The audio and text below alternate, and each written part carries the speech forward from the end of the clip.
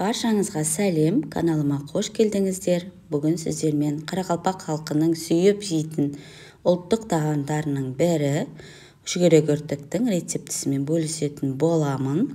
Өте дәмді, өте ерекше тағам. Өте тойымды, ерекше тағам түріне жатады. Видеоның соңына дейін менімен бірге болыңыздар. Енді бізге күрке тауық, не түйе тауық деп айтылады. Әркім әрқалай айтады.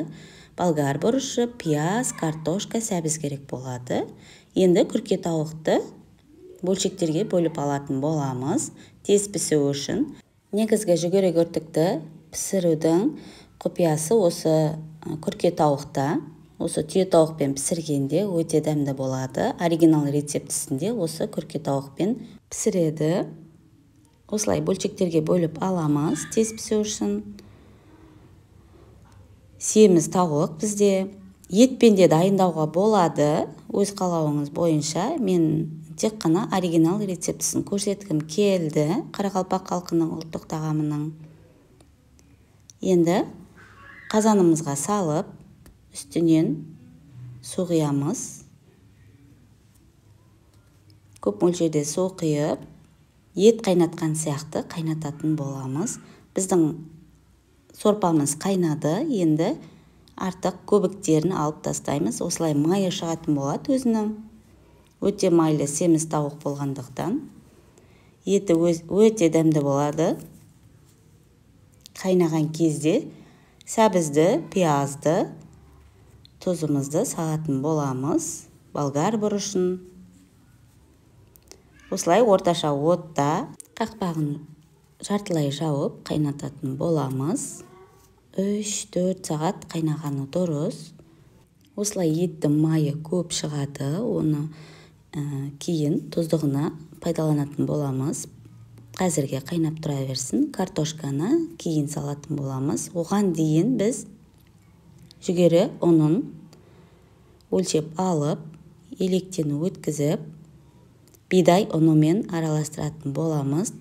Бидай ұнымен жүгері ұнын араластырып, тұзды да ұмытпаймыз. Мен бидай ұнына тұзды салып қойған болатынмын. Оны көрсетуді ұмытып кетіппін. Енді қайнап тұрған суды шамалап құямыз. Осылай басы біріккенше қасықпен араластыратын боламыз. Өзіңізге қалай ыңғайлы сол немен араластыруыңызға болады.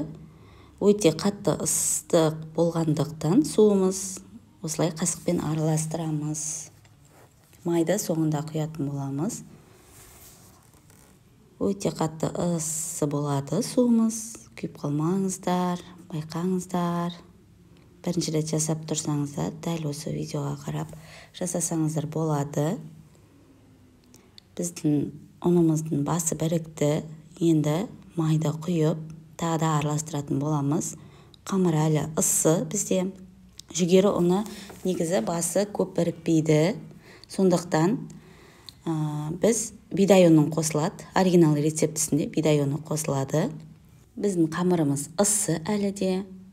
Мен сонда да қолмен илеймін. Өйткені басы бірікті бізде. Жүгері ұны тез піспейтін болғандықтан қайнаған суға илейді. Сорпада қалған, піспей қалған ұны сорпада пісетін болады. Соның үшін ерекшелігі жүгері ұнның қайнаған суда илейді. Сорпасына да илеуге болады.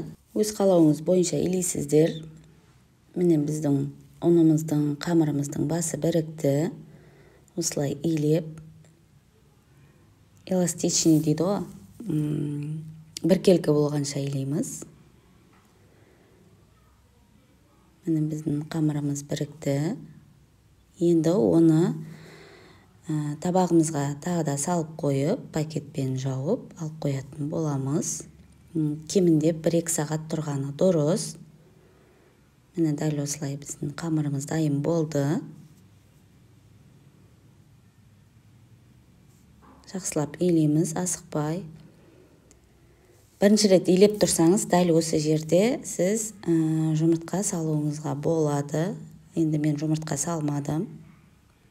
Өзіме осы рецепт ұнағандықтан. Біздің қамырымыз 1-2 сағат тұрды. Енді қолымызды майлап, осылай 100 теңгенің көлемін беретін боламыз дөңгелектеп. Жақсы иленген қамыр, шеттері жарылып кетпейді. Дұрыс иленбесе ол басы бірікпейтін болады. Сосын шеттері жарылып кететін болады. Ол сорпаға піскенде үгітіліп кететін болады. Сондықтан дұрыс илеуге тырысыңыздар, суды көп құймаңыздар. Біздің жүгері көртігіміздің қамыры дайын болды. Енді картошкасын сүзіп алдым. Тұздығын дайындап қойдым. Енді сорпадан етімізді сүзіп аламыз. Біздің етіміз өте жұмсақ болып пісті. Енді жүгері көртігімізді ыссы сорпаны тәрелкемізге құйып, осылай түсіретін боламыз. Бір-бірлеп түсіріп отырғанда көп уақыт кетеді. Сондықтан мен осылай опытыммен бөлісемін. Тұздығына қара бұрыш, тұз саламыз. Осылай қайнайды біздің жүгері көртігіміз. Бір 10-15 минуттай қайнайды. Өйткені қатты болып қалуы мүмкін. Біздің жүгері көртігіміз дайын. Видео рецепт ұнаса, каналыма тіркеліп, лайк басып, қолдау көрсетуді ұмытпаңыздар. Сіздермен болған Эльмира. Каналымда көргеніме қуаныштымын.